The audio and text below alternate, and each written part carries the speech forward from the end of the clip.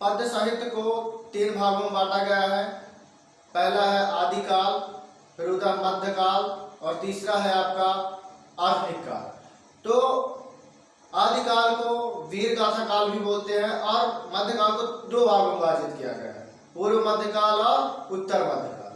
तो पूर्व मध्यकाल को आपको किस में विभाजित किया गया है? आपको भक्ति काल में, और दूसरा है रीति काल में, और आधुनिक काल में क्या है, इसे बताया गया है आपका गद्य काल। अब इनके सन है, आप देख लीजिए 1050 तक आपका आदिकाल से स्टार्ट होगा, 1375 तक चलेगा। मध्यकाल आपका कितने से है? आपका 1375 से 1900 तक। अब 1375 से 1900 तक में आपको दो भागों में विभाजित किया गया, पूर्व मध्यकाल और उत्तर मध्यकाल।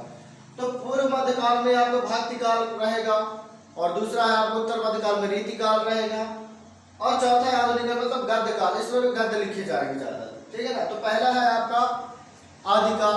तो आदिकाल में क्या है, किसी वीर रस की प्रधान कविताएं लिखी जाएगी, मतलब इसमें युद्धों के बारे में कविताएं, दोहे और राजाश्रित कविताएं, जो कि राजा के आश्रय पर ये कवि थी, और राजा के गुणगान लिखेंगे या वीर रस के प्रधान, जिससे औज गुण सैनिकों में क्या हो, वीर रस की प्रधानता हो, उत्तेजित हो और युद्ध करने के लिए वे प्रोत्साहित हो। और इसमें सरल भाषा का प्रयोग किया गया है, जिससे वहां के आम नागरिक समझ आ सके। तो इसमें वीर रस के प्रधान आश्रयदाताओं की प्रशंसा की, क्योंकि उसके पर आश्रय रहते हैं ना राजा पर कवि, तो उनकी प्रशंसा की जाएगी, ठीक है। अब इसमें कल्पना प्रचुरता, वीर रस, श्रृंगार रस, वीर रस और श्रृंगार रस की प्रधानता रहेगी। राजस्थानी अपभ्रंश, ये उनकी विशेषताएं हैं।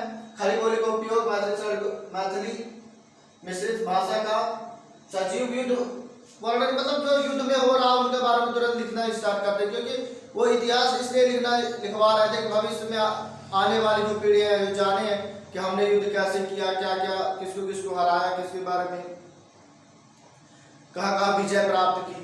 तो इसमें वीर रस। अब इसमें कवि कौन से? चंद्रवरदाई है, पृथ्वीराज रासो लिखी हुई है, अमीर खुसरो लिखे हुए हैं पहेलियां, तो जो कि अमीर खुसरो की पहेली बहुत ही प्रसिद्ध है। विद्यापति है, पदावली और कीर्तिकला। तो ये है आपके आधुनिक काल में विशेषता, वीर रस और राजस्थानी अपभ्रंश, खड़ी बोली का उपयोग, मैथिली मिश्रित भाषा और सजीव युद्ध का वर्णन, मतलब जैसे वीर रस के प्रधानता है और श्रृंगार रस की। इसे वात्सल्य रस को थोड़ा अलग कर दिया गया है, मतलब कम रहा है। इसी तरह वीडियो को प्लीज चैनल को लाइक, सब्सक्राइब अवश्य करें। थैंक्स।